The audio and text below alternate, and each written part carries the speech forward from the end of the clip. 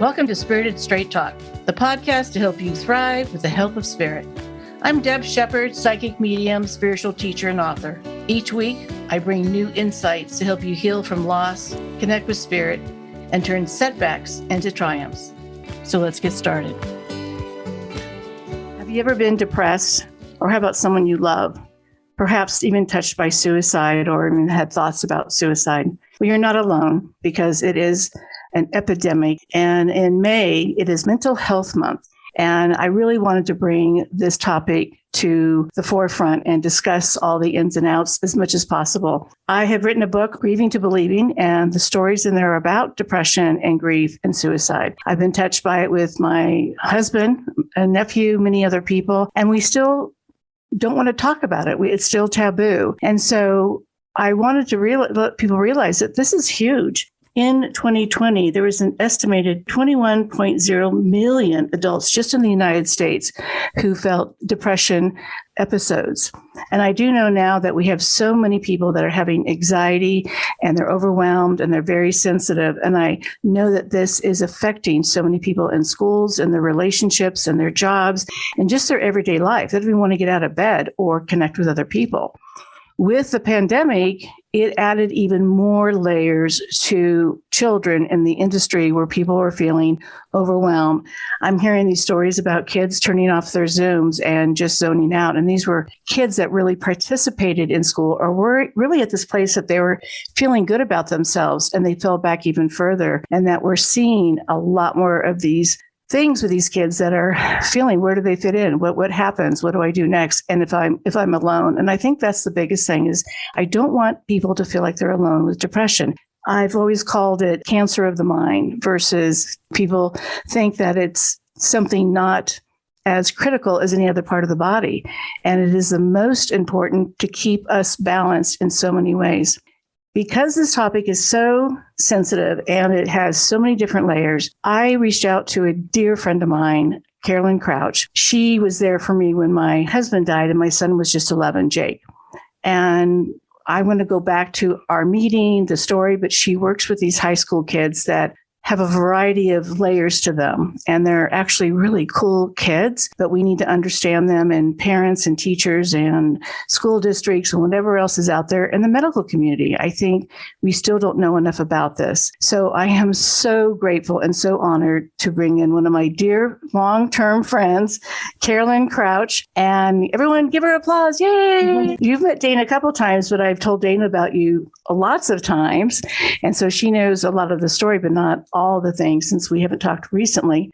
But I thought maybe to begin is just go back to the story when we first met, which is pretty cool. I even forgot about it until we started bringing it up again. Absolutely. And before we go any further, Deb, thank you so much for inviting me to be a part of your podcast. Yes. I adore you, love you, and always just... And we have this connection. Yes. We do. It's amazing. So I am a high school counselor at an alternative school. And you and I met through a mutual friend with whom I was doing some school counseling at our school. And we had a big gathering for the school counselors in the district. And it was a once a year gathering. And we got together and our mutual friend invited you to be a presenter at this gathering of high school counselors, as well as high school and middle school. And you worked the room. You worked with all of us and talked with all of us. Was that on a pole, like pole dancing, worked the room? Just kidding. Oh my gosh, dad joke.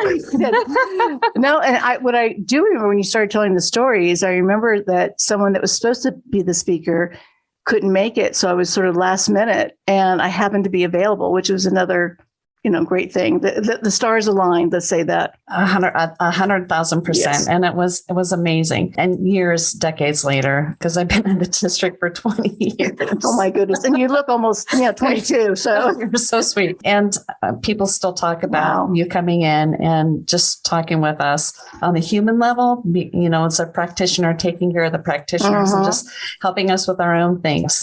So it was pretty amazing to have you there. And shortly after when you came in and did your presentation with our group is when your former husband passed. Right. And then we had conversations about Jake and bringing Jake over to our school to give him some support. So just for a little bit of history, the alternative school in which I work, we only have 285 students in our building. Never more, but always less. But with that 285, it provides us the opportunity to really work with students, to hear their stories, to be a part of their lives, to hear their past, and to support them as they move forward into their future. So, and that was one of the things that we did with Jake when he came over, and we knew that he was going to go through some tough times, and he certainly did. But he found a community. He found his voice because he was part of our leadership. He was also part of our boys basketball team. And he even traveled and earned credit for when he was over in Europe doing his. It was the best gift. And knowing you a little bit beforehand and just being open, it was a no-brainer on some level. But thank goodness I had that. I mean, not everyone has a Carolyn, around in a school like this. Right. And the school, don't they take in students from all the schools in the district, high schools, correct? Absolutely. Okay. And we're at that place now where we are application only, and wow. Yeah. So people are students or whomever in the district can't force a student to come to us. It's a student has to be at that place where they are ready to find something new and be a different version or a better version of themselves. So students can apply, and we take students from all over our district. I love that. Yeah. And it's a melting pot. Yes. I mean, it's one of those schools that you're going to get a variety of things. So all kids are going to feel like they fit in, which I thought was also the beauty of it. Absolutely. I mean, ethnicities, the cultural diversity, the LGBTQI community. We are primarily a school that anything that you would see in in a traditional comprehensive school, you're going to see at our school. And everything, we are just such a melting pot. It is. It is so neat to see. And our staff are just as diverse as our students, but we're all alternative in the sense that we want to do life different. We want to do school different, and we want to show up different. And I love it because they're accepted. Yes. That's the big thing that I feel is cause for a lot of depression and cutting or whatever kids are doing, is because they're not being accepted. They don't feel like they fit in. Well, there's no group to fit in. Yeah. I mean, there's just so many varieties there. Yeah. When you went into this and did this event, was it for the whole school, like all the counselors or all the teachers in the school? Is that what the event was? I'm trying to remember what the story was. Or was it kids? The event was for adults. It was for the school counselors in our district. And again, back in the day, we had an association, and it was just for school counselors. And we had middle school and high school counselors. But we never really had the opportunity to gather and to share. So once a month, a representative from the school would get together, from the middle school and the high school. We'd all get together and just kind of process and talk about what has happened, what is happening, and where our focus and direction needs to be. However, once a year, the collective whole, all of the high school counselors and all of the middle school counselors, we would get together and we would do some self-care, as well as a couple of times we would bring in some humor just for levity for us. Right. And then we would also bring in career people or college people or, just things that were important at that time. And I absolutely do not remember who we invited. I don't remember. It was a gentleman, but I went in talking about these sensitive kids. Yeah. That's what I went in for, because I knew that you guys were dealing with that. And I had a lot of clients that were coming that were kids. And so that was the topic that I chose when I came to speak. Mm-hmm. And then from that, we connected. Yeah. And continued to connect. And we took classes. And then I came even to the school when Jake was there, and I would do these meditations and show these kids how intuitive they were. You remember that? They were so excited. I'll tell you what, that truly has been like the highlight of my career. Kidding me? No, because that was my advisory class. You would come in, and our advisory, I set up my advisory class, and it was kind of like a homeroom that you would think of in elementary or middle school. But the advisory class at the time was really focusing on the self and the intuitive self. And the students were all in. And I still hear back from students who are, Seriously? I swear, I still hear back from students who say that class was one of the most important classes that they've ever taken in their high school because we focused in on them and Right. allowed them the opportunity to understand who they were and who they are. And I can remember when you would come in and do meditations with the students and we'd process afterwards. I can remember a student saying that through this meditation, and you can imagine all of these high school kids out on the floor. Some sitting, some laying, some not paying attention. You think they're not paying attention, but they all are paying attention. And a kiddo came out of the meditation saying that I saw myself larger than life. And I was holding the world in my hand. It's like, absolutely. You have the world in your hand. I just want to cry. Right? Wow. Yes. And you're like, this is the kind of stuff that we work with. Mhm. How long ago was this? Oh gosh. Well, Jake would have been 12, 13, 14, and he's going to be 25. So 10, years. Yeah. 11 years. And I've been thinking, it's interesting. I've been thinking about coming back if they'll have me and do those things again, because I got something from it too. And like you say, if you just do one thing that maybe pays forward for somebody that's in that place. Absolutely. Yeah. And the thing of it is that, I mean, gosh, there's so many things to talk about and I have no idea where I'm going to land, but starting with this group, I think starting with the classes that I did with the mentoring, the awareness of students and their intuitive selves, kids want to talk about it. Yes. Kids want to talk about their energy sensitive. They want to talk about premonitions. They want to talk about, when you call them all of the clairs, they want to talk about that. And there's not a place necessarily for them to land to have those conversations. But the beauty of it is, and in full disclosure, my office is called the Zen Den. and is it my picture still in there? Yeah. And I gave her a picture of myself when I think I was 13, and boy, was it not cute. I thought I was cute, but she put it in her office, and don't people ask you about you? Yeah. Yeah, And, it's still there. You are an anchor in my office, and it's by the window, but you are an anchor in the office because it's like you are that reminder that we all show up differently, and whether it's trauma driven or things that are happening in the home or things that are happening in the school or even the self, we're talking about mental health awareness, things that happen within our minds and within our hearts, and imagine this as a high school student or even a middle school student where we don't understand these emotions and we don't understand what's going on.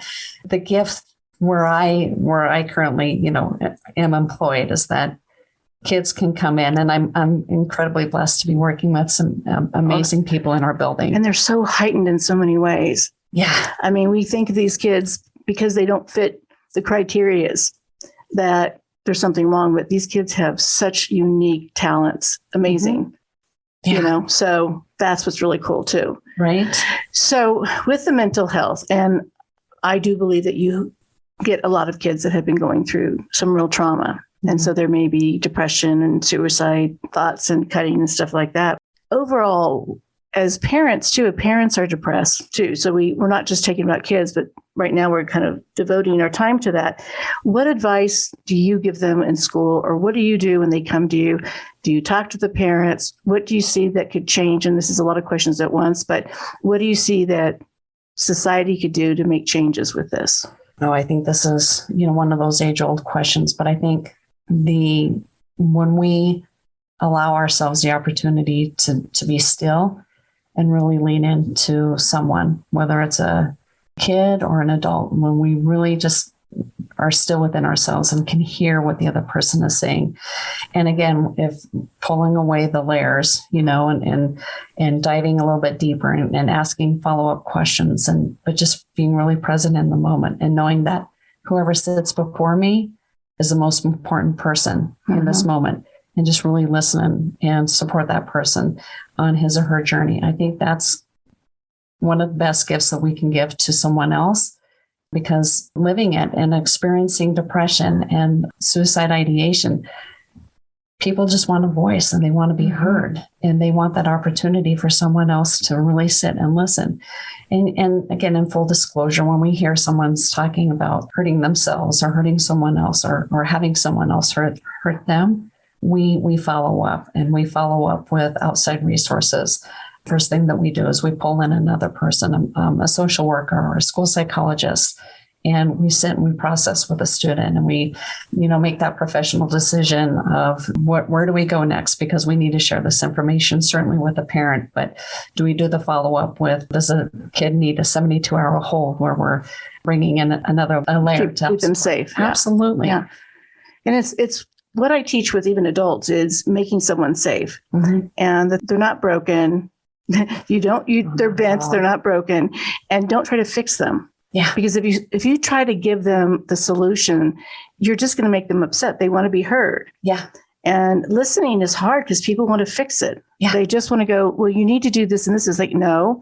So if you can just listen, have eye contact, not interrupt, but keep asking those questions and do not judge them or think that there's something wrong. Right. Because they're going to backpedal. And that's with adults too. Yeah. We're probably just as bad as the kids are, but kids feel, in my opinion, that they need to find that safe environment, safe zone. For sure. And the students, kids, they have the answers within them. And that's what you teach them too, is what do you think inside? And they usually do know they're most of them are old souls. They came into this planet and going, what in the heck is going on now? And what I'm seeing with some of these teenagers or people that are the kids that are growing up, the 20-year-olds, is they're living life and making different choices than what I was raised to do. Like they're not choosing always to go to a full college or buy the big house or make all these commitments. They're trying to make things that make them happy. And when we force them to make the decisions that we think they should make, don't you think a lot of the depression and the anger comes up with that too? Absolutely. Once again, because I'm not being heard. That's what we consistently hear. And coupled with that, COVID. Oh my gosh. And people are talking about the big resignation, with adults going, I'm done and I want to pursue that which makes me happy. It's no different with the kids. And we're learning that with the education system is that we need to do school differently. We need to take a look at how we interact and respond with students, because students are no longer at that place of want to sit and get. They don't want to do. Don't talk to me and make me do work and take it home. Yeah, right. Absolutely. And they're taking out so many of the classes that I had growing up. Yeah. I understand there's budgets, but it's also their kids. Yes. And they're not having the opportunity to explore. Right. It's just, what's your grades? Yeah. What are you doing? Are you showing up for class?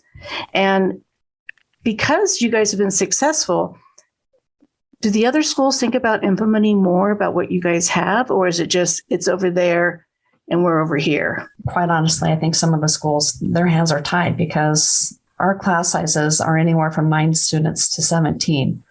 Where the big comprehensive traditional high schools, you have like 30 to 34.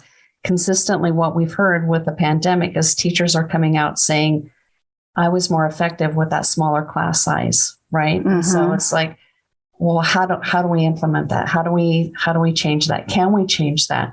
And I mean, that's much larger than my paycheck. But I think when we can lower those class sizes, and again, when students can be heard and have that opportunity to be different, I think we're going to be better off. And once we allow students to do school differently, and you and I previously had conversations about back in the day, like home ec and auto and wood shop and that kind of stuff.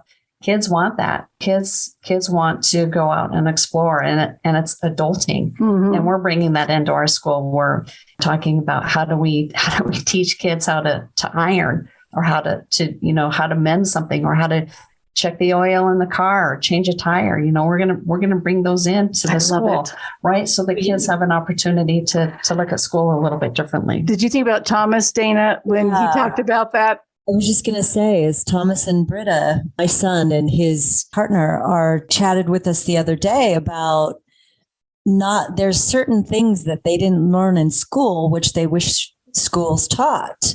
Now they're learning it, but it's the parents' responsibility to teach them, like, we don't carry checkbooks as much anymore, but how to balance your account or how to budget. How to build credit. Yeah. Useful life skill stuff that we don't teach in schools. anymore at all. And I remember having home ec back in the day where cooking was a life skill that we could learn for a semester, but it was also how to balance your checkbook at the time. All that stuff was brought in, which I feel like we don't teach the kids anymore. Like that's just not, life skills are not taught. And when they really get out into the world, they could use some of that. Like, just like Thomas talking about, how do I build my credit? How do I budget to make sure I'm successful? And yes, I can teach him some of that as a parent, but sometimes the parent is the last one they want to hear from.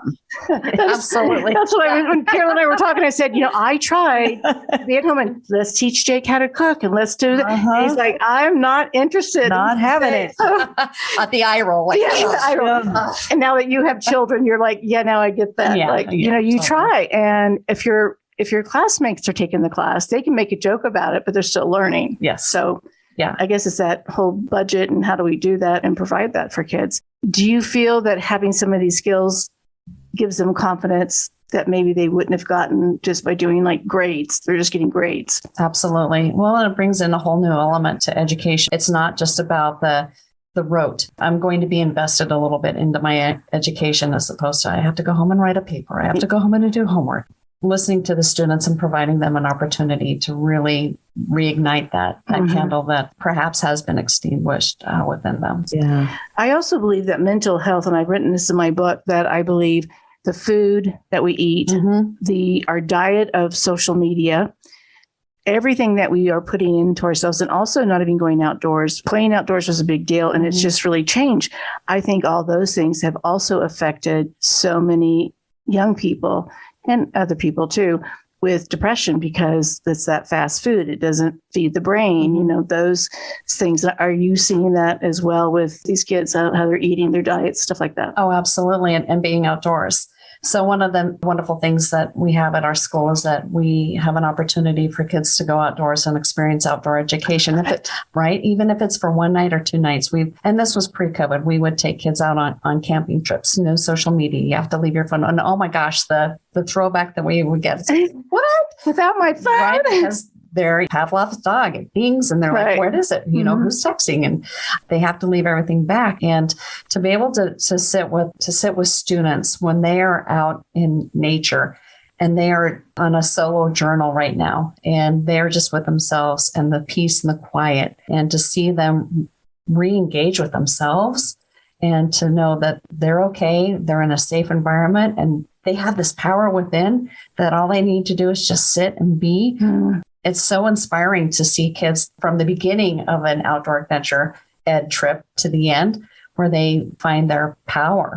Love it. And Mother Earth is so healing. Right. It reminds me, Dana, how we just had a retreat and we took their aura readings before the retreat and then after, and there was a difference.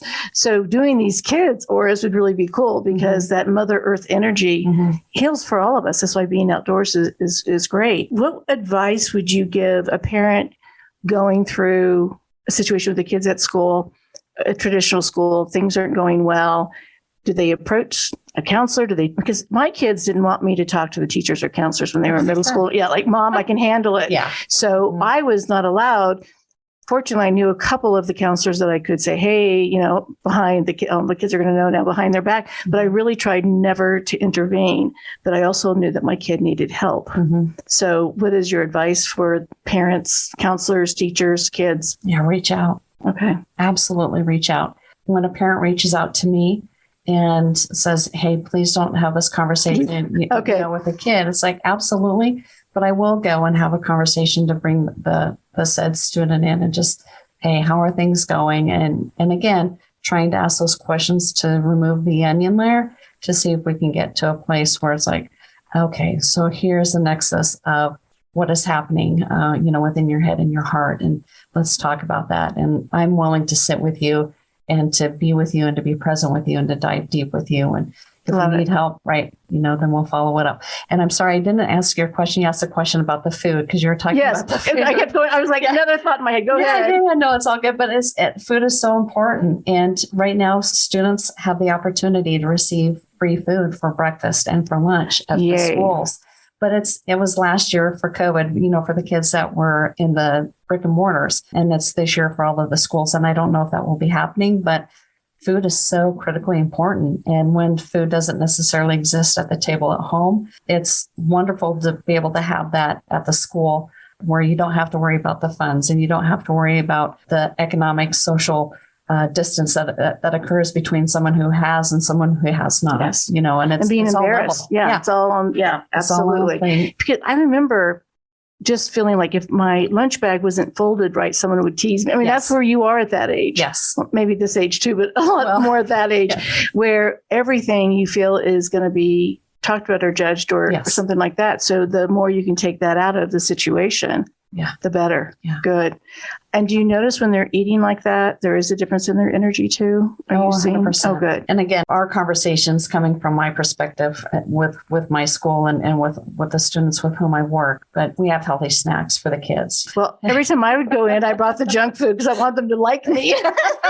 Oh my gosh. Food's always important. Chips and cupcakes, huh? Yeah. I bring them in. I'm like, okay, guys, don't tell anybody I'm bringing in the bad food. But so I'm wondering, Carolyn, too, we've had, of course, with what Deb does with helping parents who have lost children, many parents come to see her to connect with their children who they've lost by suicide. And I think the youngest one was 9, Deb, that came to see you, a family that came to see you that lost their child by suicide. So we see a lot of that end of it where suicide has come to completion for that child. And what would you say to help these kids that are going through that bullying? I know bullying, social media bullying, all that stuff, you had to have dealt with that kind of situation where you're at as well. What's your perspective on that? If there's knowledge, if there is an adult who has knowledge of a younger person who's experiencing any sort of bullying, bring in a school person, a school psychologist, social worker, counselor, teacher, dean, secretary. Bring in an awareness to someone at that child's school so that we can help support that kid or that student through whatever they're experiencing. Mm-hmm. But if we don't know, if I as an educator don't know what's happening with a student, whether it's cyberbullying or bullying in the classroom or whoever knows, bullying at home, or in the neighborhood. If I don't have the knowledge, then you can't be the voice. I can't. Yeah. But I'm so sorry for all of those parents who have lost a kid to suicide. That is just awful and horrible. And on some level, as an educator, there's responsibility. And if we have any idea that at home, there's any sort of behavioral changes or the student isn't eating or if something has shifted with the child, please, please, please reach out. Mm-hmm. Don't be afraid. I mean, we are here. Advocates. Things have changed since I was a kid, but I remember, God, how old am I now? 8 years ago, maybe. 35, 40 years ago, 35 years ago, whatever it's been now, I hid my abuse. So there was trauma in my life and I would hide the abuse, but I was clearly an abused child. I had the torn clothes and the shoes that were taped together. And, I always had bruises and all that stuff. So I don't remember a counselor ever taking notice of that and trying to help me. And I remember flat out lying to social services when my bio mom heard that I was possibly being abused and reported it. Mm-hmm. And I lied to social services, even though I was clearly abused. But that whole process of being made to strip as an elementary school child so they could check me for bruises back in those days. I know it's changed, but there's such an intimidation for these kids that are out there that have that kind of trauma going on. Mm-hmm. And maybe, I was on the verge of suicide because I just could not take another day of my life being that way. And so there's that element too, that you probably have dealt with at some point, the abused child that is struggling and maybe they're not being seen. or afraid to say because it'd be more abuse or more punishment from the child's abuser, right? 100%. Yeah. 100%. And it goes along with, just to tie in this, when the child becomes the parent at home. Yeah. So that, to me, that abuse can be in that layer as well, where the child doesn't feel like they have a parent at home. Mm-hmm. So what would you answer? There's so many layers to mental health and so many different scenarios, I'm sure. Oh, absolutely. And again, our journeys are our journeys, right? And they become our lessons. And hopefully what we've experienced as children, we can certainly take those lessons and help support students and children as we move forward and as they move forward in their life. And certainly, gosh, back in the day, I don't even remember seeing my school counselor, and both my parents were in education. I remember going to the principal's office. And those are different times. And now, because now we know we need to do better. We have the gift of having an advisory class where it's small and we can really get to know our kids.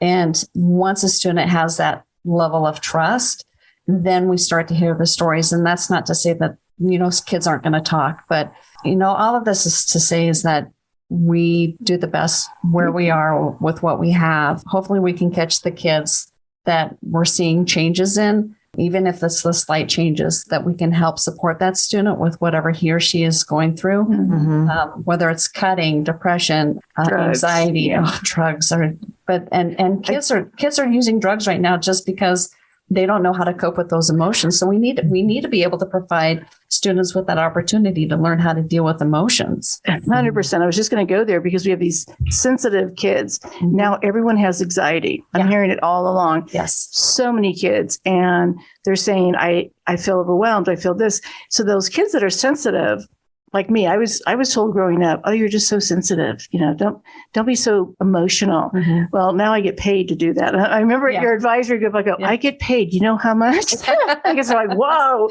Yeah. But that sensitivity is where my intuition is developed. You use all those players. And instead, these kids are feeling like there's something wrong with them. Mm-hmm. I remember even Dana telling me that Thomas, when he was in the class, he had to have the headphones on because of all the distractions. And what's important is that I think that we realize that not everyone learns the same. Not everyone has the same path. Mm-hmm. Things are very different. And to be compassionate. So these sensitive kids, when they don't want to feel these emotions, they are drinking, cutting, you're seeing all those kind of things. Mm-hmm. So what do you guys do as a team? I'm sure you get involved like you are everything else you're saying is you're there to say, this is not going to help you. Right. Right. Oh, and speaking from personal experience, it's how can we help support you to make better decisions?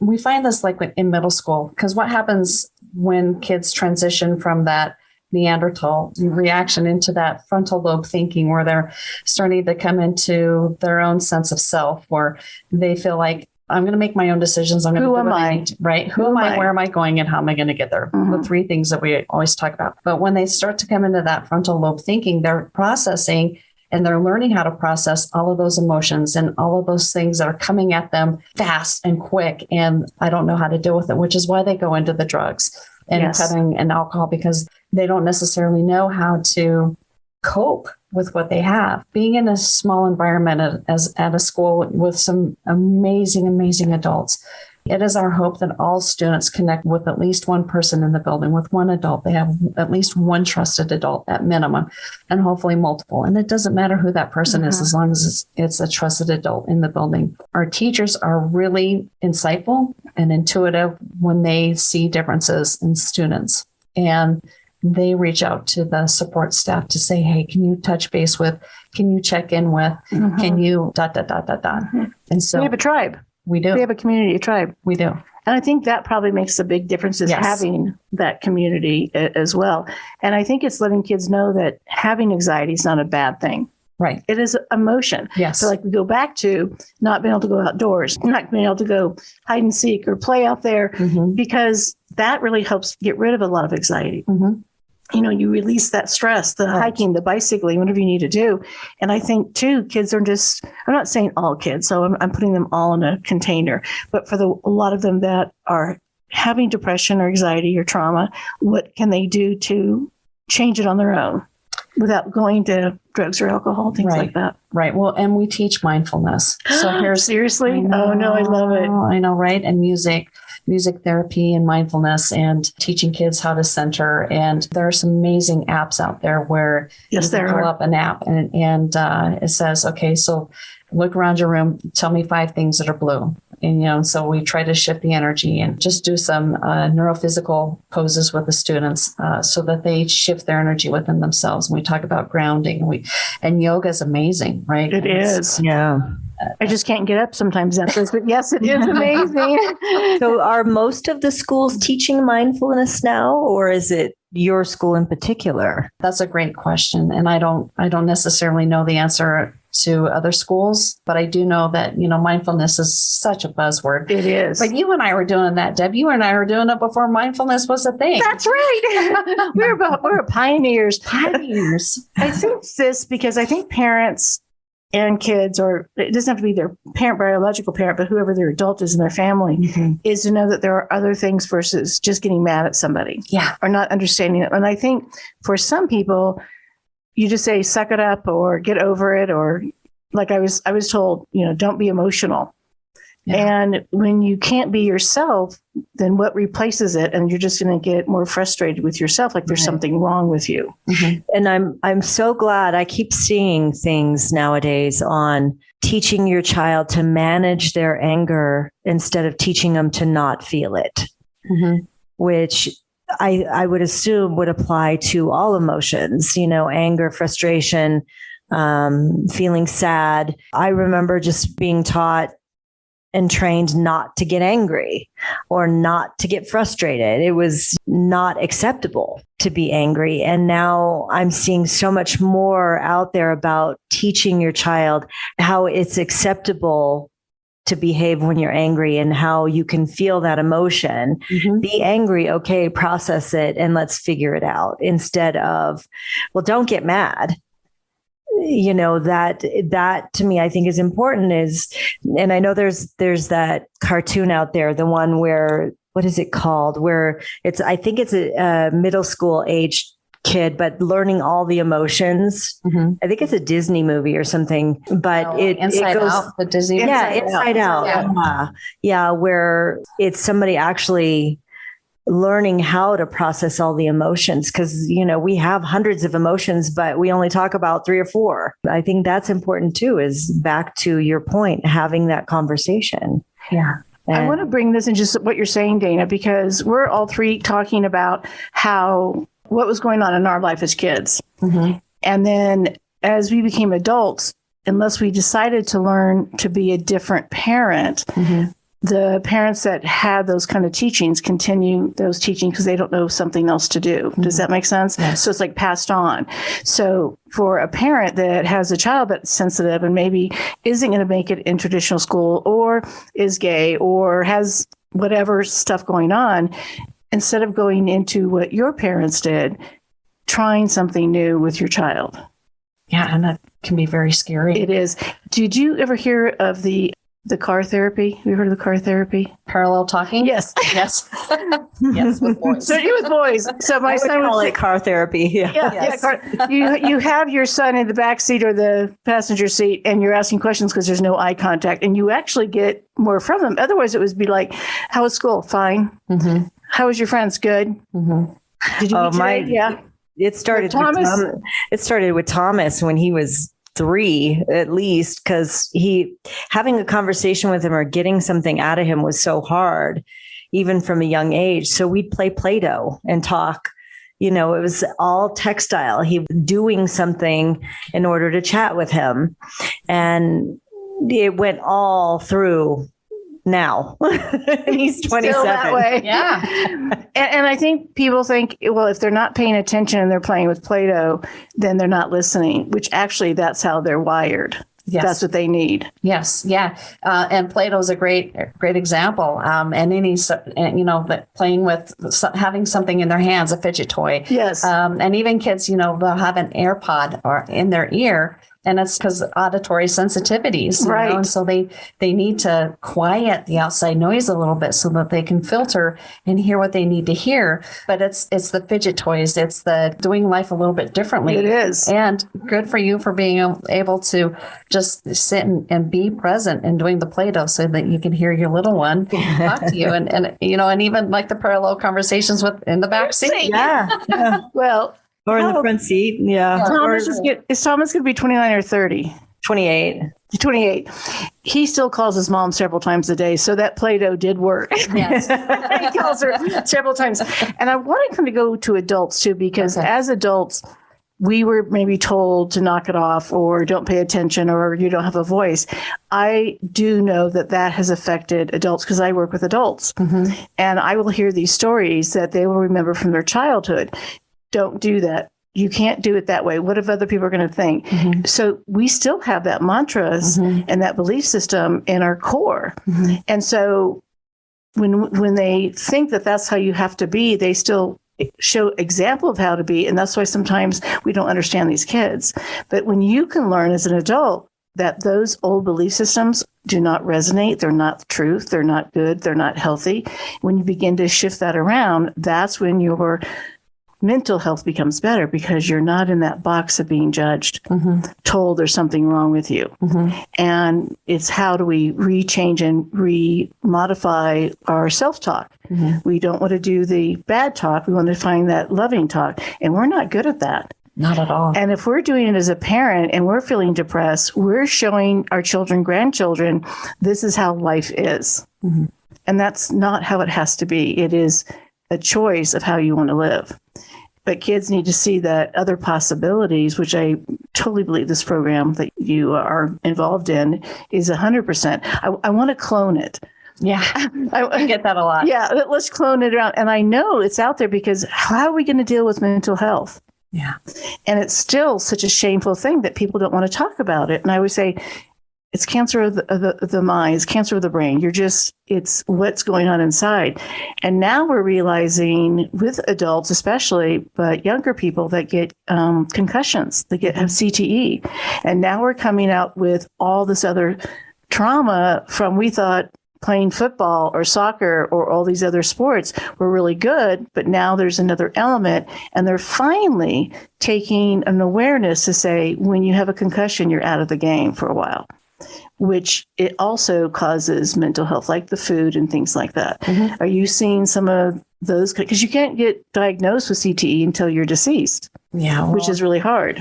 And we have kids that, who have been in accidents. Oh, yeah, car accidents. Yeah. So, the kids will come and have those concussions and I try to limit the screen time and try to have some supports available to the students. Again, once we know, we try to have the supports available for the student so that he or she can be successful.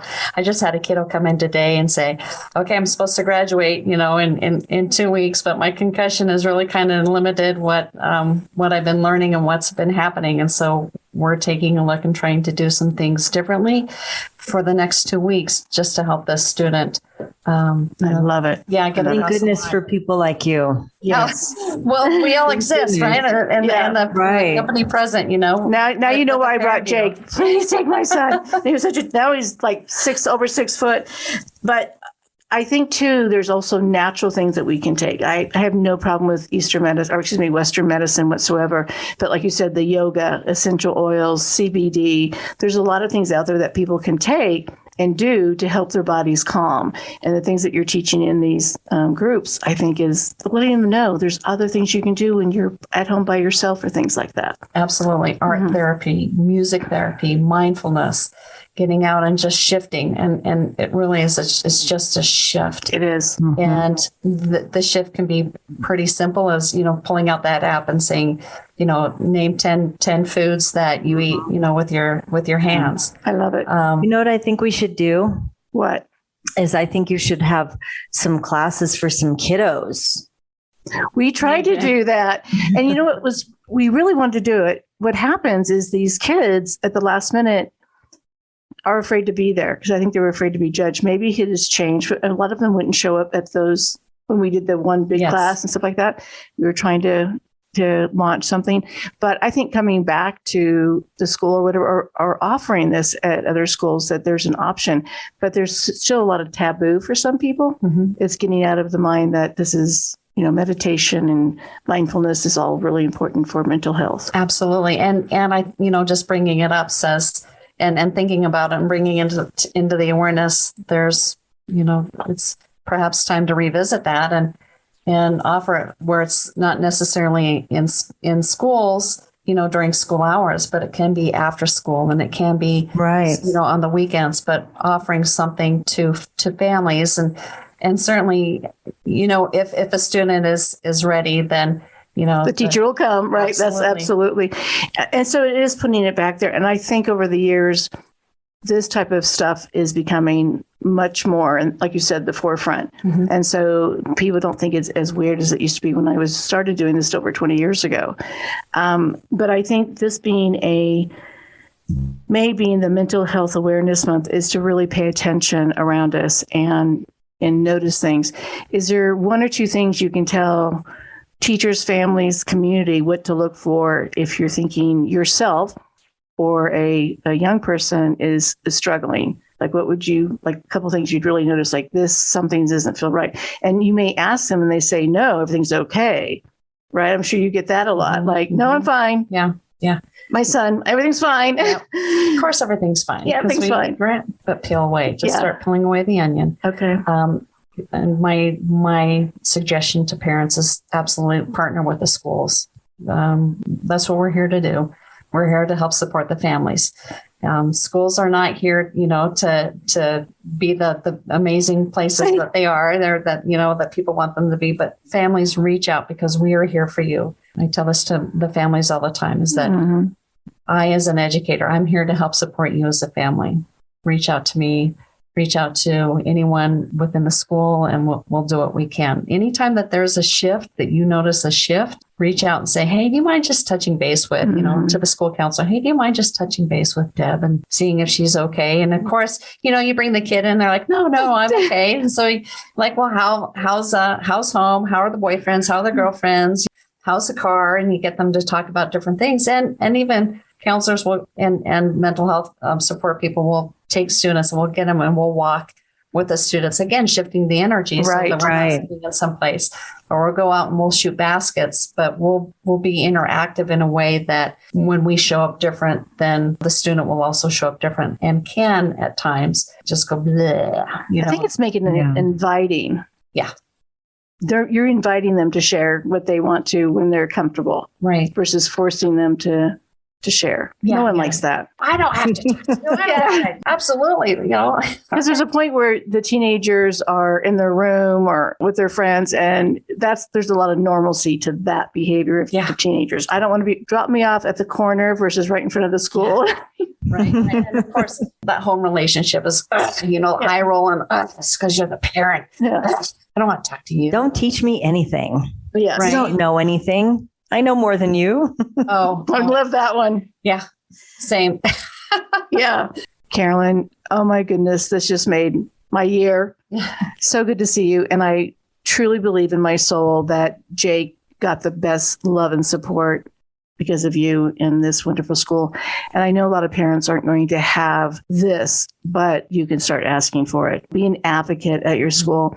I want to conclude this podcast by making some suggestions, give some information regarding support groups so that families know that there are resources for children as well as adults that are struggling with mental health challenges. Unfortunately, this affects all demographics. And so we can't say it doesn't affect my family or it doesn't affect a situation, because we could all be touched by this, including myself. When I was much younger, I remember thinking, this is really hard. I don't know if I want to continue doing this. And so I was able to get through it, but there was a time I thought, I don't want to be here anymore. I don't want to deal with these things. It felt so heavy on my heart. So it can touch so many different lives. And sometimes we look at people and think, well, they have it together. But mental health challenges is internal. We look at people like Ernest Hemingway, Robin Williams, Kate Spade, Anthony Bourdain. All of these people died by suicide. And even though on the outside it looked okay, inside they weren't.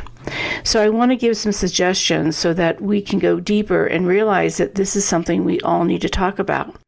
The first thing is if someone is talking to you about depression, their mental health challenges, the first thing you don't want to do is shame them or make a big deal that this is not a big deal. You can deal with this.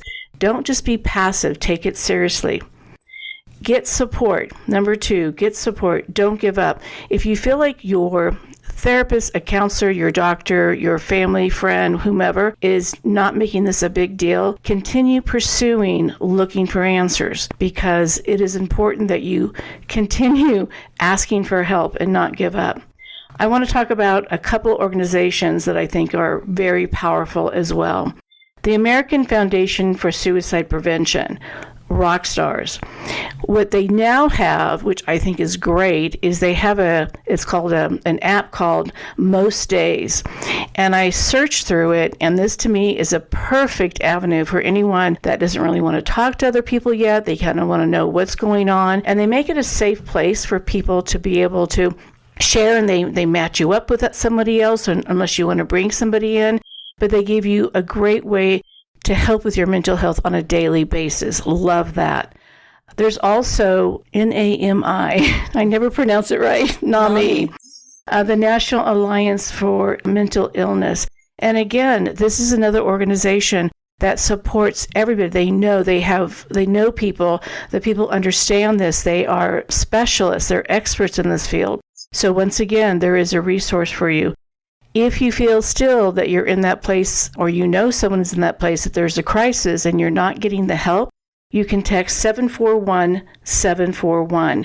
And again, a lot of people feel shame. They don't want to go and talk about this or make an appointment or wait for a long time. So these are things to help you immediately.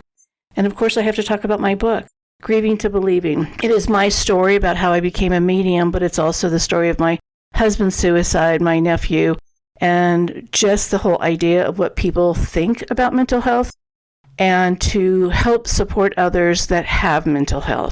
So I just want all of you to know that there is help. Don't feel like you're alone on this journey, and it's not a stigma that there's something wrong with you. In my book, I call it Cancer of the Mind, because it really is how the mind works, and we don't know enough about it.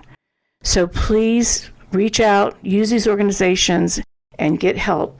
In the meantime, know that your loved ones, even though they're on the other side, they are by your side. Thank you. Thank you for listening to today's episode. I hope it inspired you. If you enjoyed our conversation, make sure you subscribe so that you get notified of new episodes. And let's get connected. Visit debshepard.com for more insights, support, workshops, and to book a session with me. And finally, always remember, your loved ones in spirit are just a thought away. Even though they're on the other side, they're always by your side.